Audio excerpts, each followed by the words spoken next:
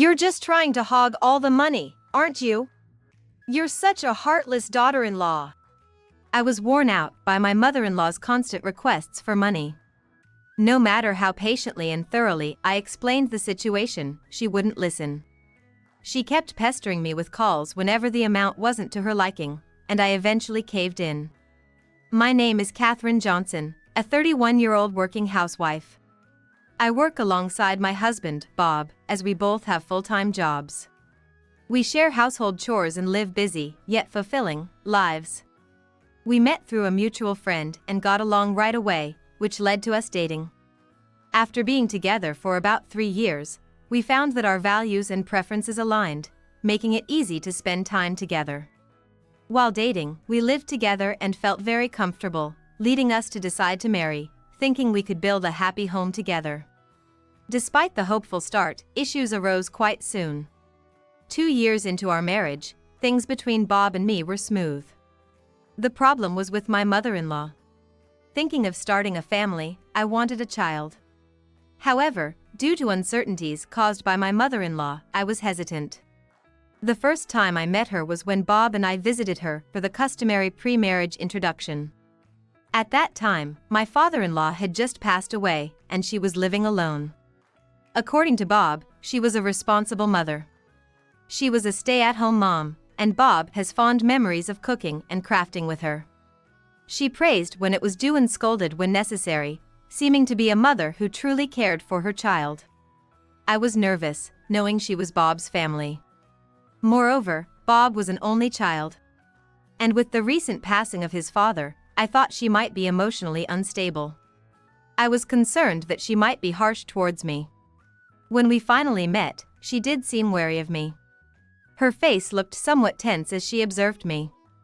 After I introduced myself, she scrutinized me and posed a slightly sharp question. "Oh, you seem rather plain. Do you have a stable job? You're not planning on just relying on my son and being lazy, are you?" It was ironic, coming from a housewife, and her tone felt hostile towards me. Still, I thought she might be concerned about her only son and felt lonely because of the marriage, so I decided not to let it bother me. "Mom, that's rude. Don't say things like that." However, Bob was angered by his mother's attitude, which escalated into a heated argument. "Please, calm down." I tried to mediate between them, taking into account my first meeting with her. But even after things cooled down, the visit ended on a somewhat sour note. I was worried, seeing my mother-in-law's demeanor.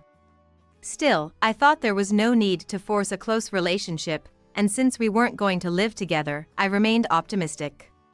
Given the significant distance between our residences, I hoped we could at least occasionally meet and maintain a cordial relationship.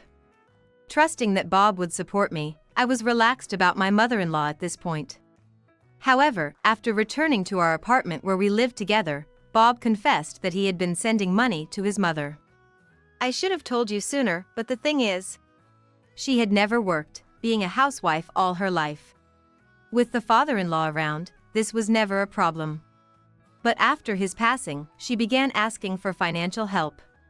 She wasn't of retirement age yet, and even with the inheritance from her late husband, she could probably sustain her lifestyle for a few more years at most. Being fond of shopping, if she continued living as when her husband was alive, her savings wouldn't last a year. I didn't realize until now, but Mom isn't good with money. It seems Dad managed things before. When her husband was alive, he strictly managed their finances, and she used money responsibly under his guidance. But now, on her own, Bob felt uneasy about her spending habits. But considering they had been together for over 20 years, he initially thought he might be overly worried. Also, since Bob had already moved out and given her good health, despite her lack of work experience, he assumed she would manage somehow. But up until now, she had been leading a comfortable life, so I reckon my mother-in-law must find it tough to suddenly change her lifestyle, and it naturally worries me. Besides, she lost her husband, who she had been with for a long time, and the thought of her getting sick because of that really concerned me. I always thought parents would be fine, but my father had also warned me, and apparently, in the beginning, I was constantly chiming in and helping my mother-in-law adjust to her life. But my husband has work too, so he barely has time to attend to my mother-in-law. Traveling back and forth from our home to our hometown was quite the ordeal, since it's a considerable distance.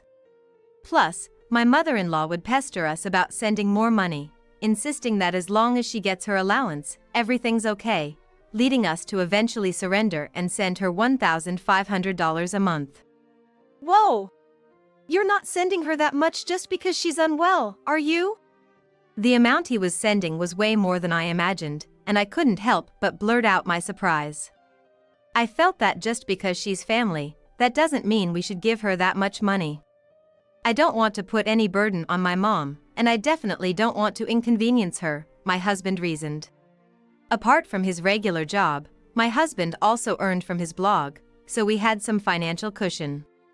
He started the blog during his college days when he had some free time, and by the time he graduated, he was already making as much as a typical office worker. Later on, he got a job at a company that allowed side hustles, so even now, while focusing on his main job, he still runs his blog, earning even more than he did in college, which has led to a comfortable savings and income situation. Sending $1,500 a month would still be manageable, even if our family grew in the future. I also understood my husband's concerns about his mother living alone, so I was okay with the allowance to her.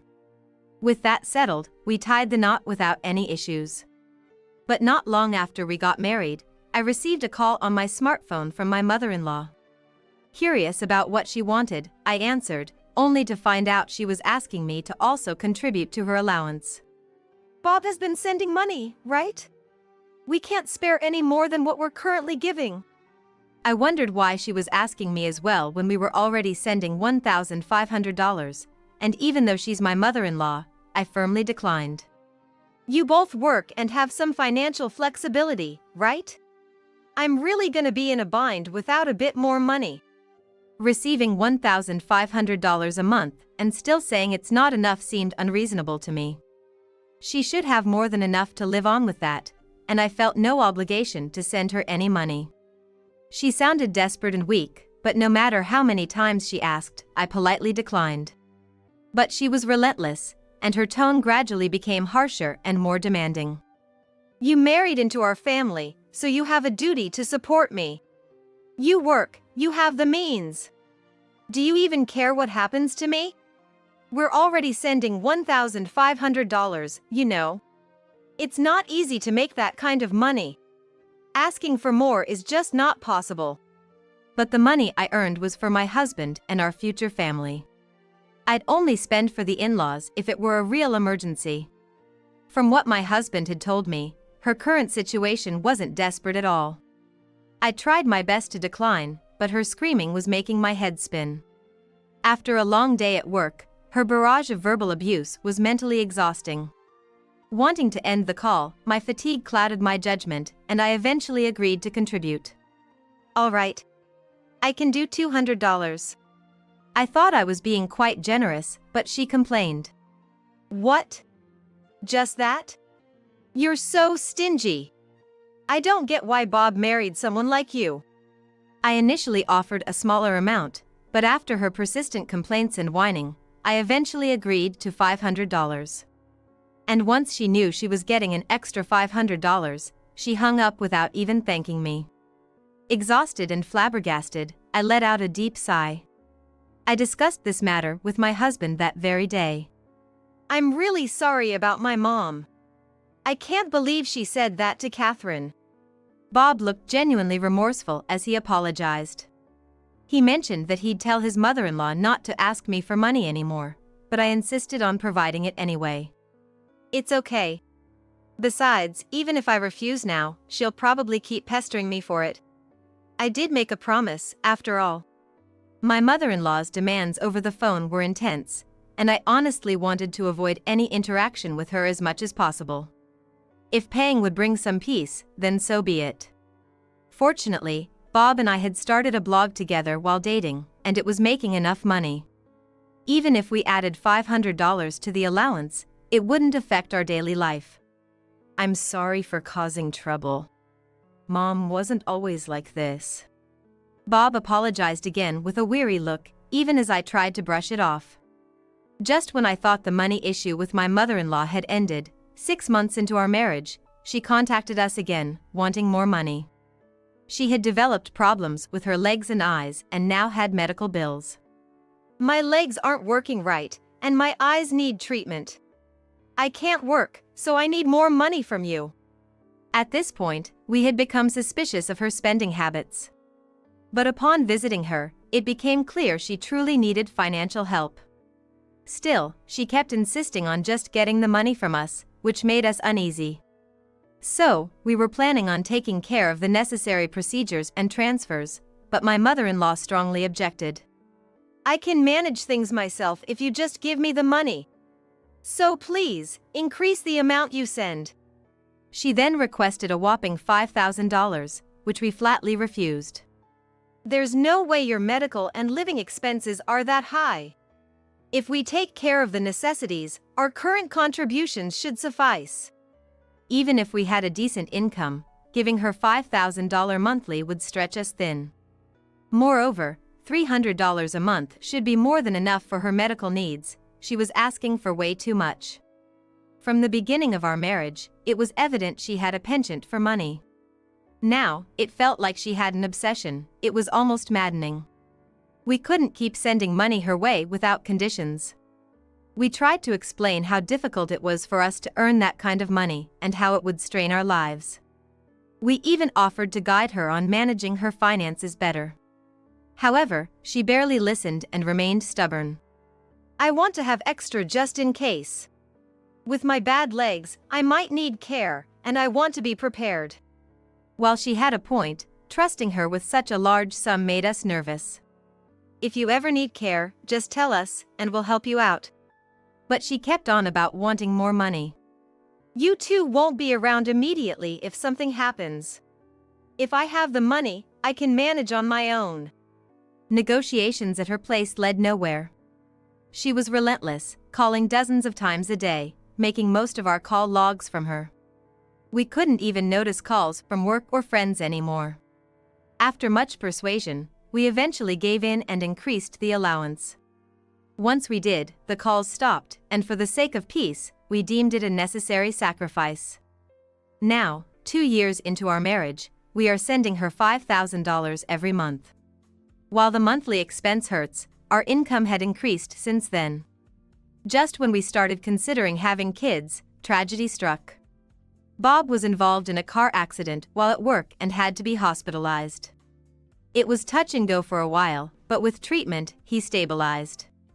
Thankfully, workers' compensation covered most of the hospital bills, but Bob was on medical leave, affecting our income. To keep sending money to his mother, we'd have to dip into our savings. Given Bob's condition, continuing the allowance for his mother seemed nearly impossible. We informed her about Bob's accident and explained that due to the medical bills and his absence from work, we couldn't provide the allowance. Bob had an accident and is hospitalized. His injuries are pretty severe, and the treatments are expensive. So we won't be able to send money until he's discharged. Considering we'd been sending her a generous amount, she should be able to manage for a few months. My mother-in-law always wants money, but I thought she would understand this time since my son had a serious accident. I was hoping that if I continued to send her money in the future, she would be considerate and ask for a modest amount so as not to trouble our son. However, my expectations were dashed. What?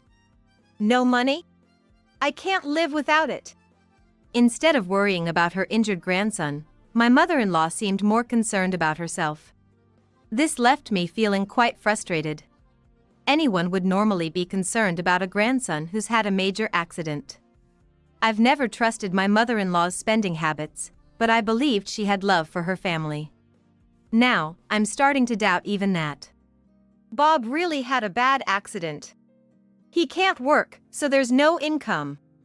Plus, the hospital bills are high, so I can't send you $5,000 this time. I tried to explain our situation to her as calmly as possible, but she got hysterical, demanding that I wire her the $5,000 immediately. No matter what I said, she wouldn't listen. Exhausted and dealing with Bob's accident and hospitalization, I decided to just send her the money to avoid further stress.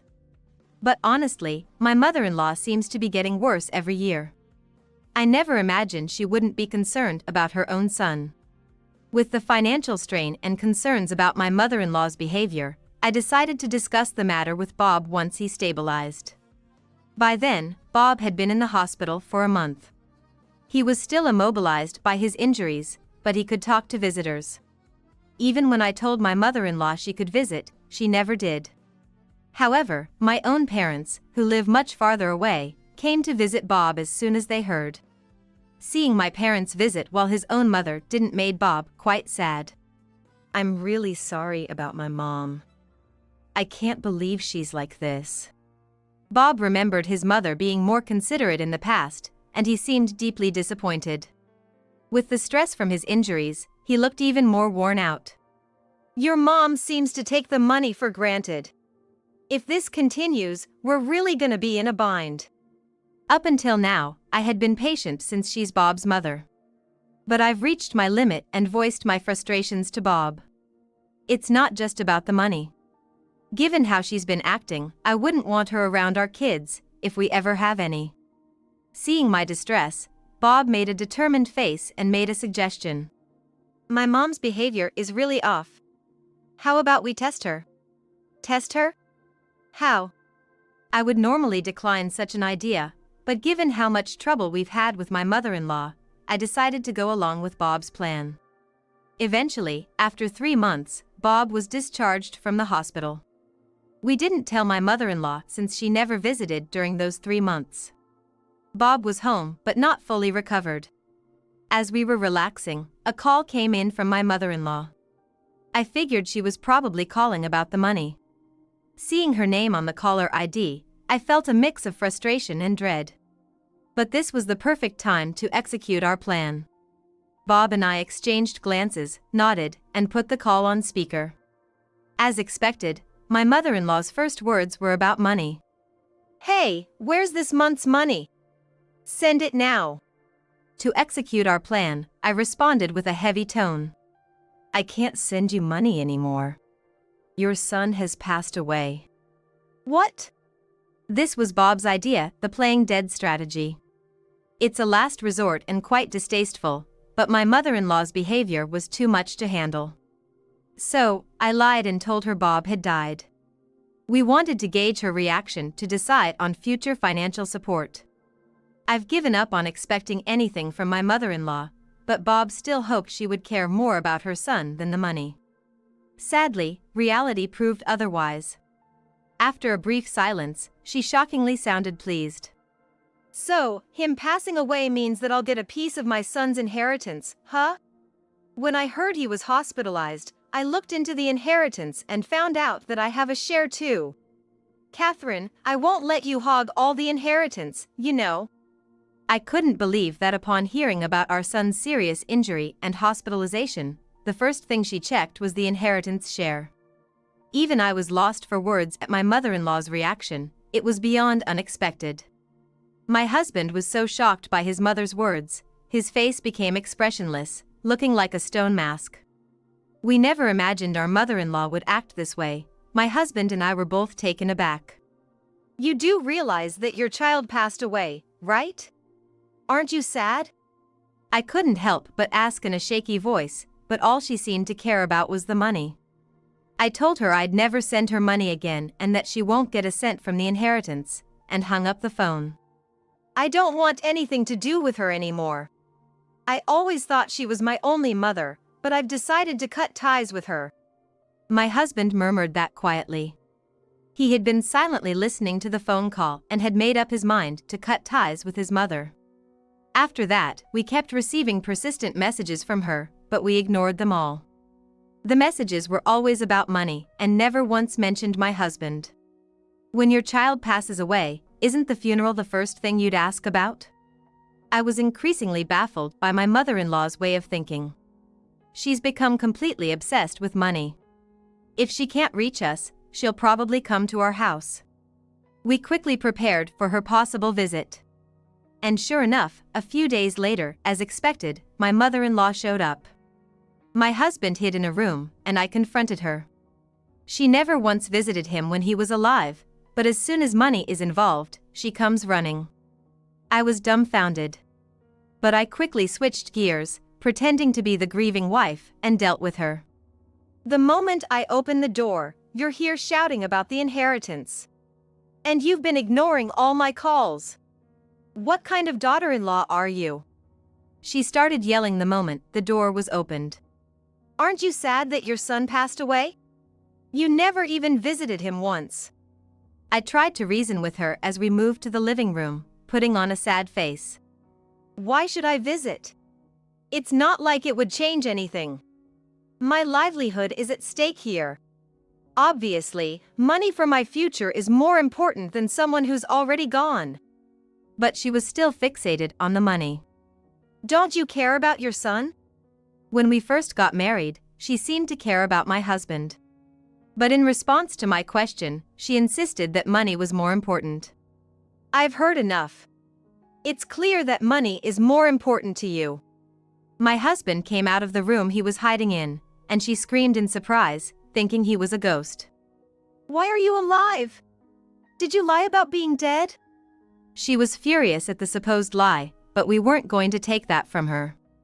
To think you could say something like that after hearing your son was dead. I understand now how you think. We won't be sending you any more money, and we're cutting ties with you.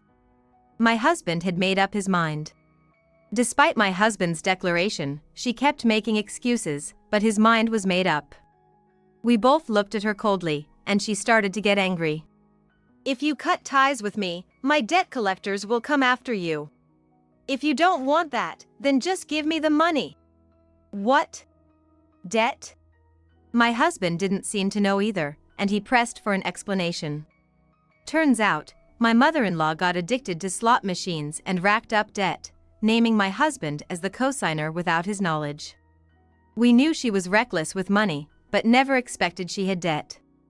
In a threatening tone, she said to us, "Kids should listen to their parents. If you understand, then give me money." But my husband's stance didn't change, responding calmly. Even if we give you money, you ain't gonna use it to pay off the debt. Get out of here now. With that, my husband kicked out the raging mother-in-law and locked the door. She caused a commotion outside for about 30 minutes, but then she seemed to give up and left. Afterward, we immediately moved to avoid any more interactions with her. Upon investigating the debt, we found out my husband never agreed to be a cosigner, so he had no obligation to repay. Turns out, right after we got married, when she first contacted me for financial support, she was already squandering money on slot machines. And when she had asked for more money citing medical bills, she already had debt. The extra financial support we gave her wasn't saved or used for repayments, it was spent on slot machines, and her debt just kept increasing. Realizing this, my husband was relieved. He decided to cut ties with her. With our financial support gone and only her debt remaining, she had no choice but to work. Having been a housewife all her life and with her problematic personality and mindset, it seems quite challenging for her to start working. She's now working hard to repay her debt, without even a minute to care about her appearance. Locals know about her recklessness with money and gossip about how she was disowned by her son because of it, making her life quite uncomfortable. After cutting ties, we were still in a position to get updates about her for a while, but after learning everything and completing our move, we blocked her number. Now, we won't have to send her money or be mentally stressed by her constant calls. Moving to a new environment and not having to deal with her brought a sense of relief and removed our anxieties about the future. Maybe it's because the stress from my mother-in-law disappeared, but I soon found out I was pregnant. Now, we look forward to our baby's birth and strive to ensure happiness for our family, living with a bright and hopeful heart.